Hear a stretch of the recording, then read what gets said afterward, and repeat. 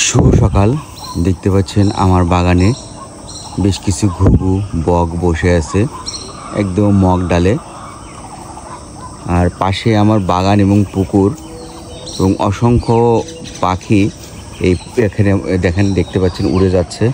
এখানে মাছ ধরতে আসছে এবং এরা হচ্ছে এখানে সকালবেলায় মাছ ধরে খায়। এই দেখেন এখন সব উড়ে যাবে। দেখেন কতগুলো পাখি, এরা সবাই আমার এই পুকুরের মাছ খায়, হ্যাঁ, এবং ফল খায়। এই যে আরেকটা উড়ে যাচ্ছে, এই যে এখন ওরা বসে আছে কিচিরমিচির করছে। এই যে ডেওয়া ফল খাবে, যার একটা উড়ে যাচ্ছে। এই যে এই মাছগুলো ধরে এরা খায় মনের সুখে এখানে বসে বসে।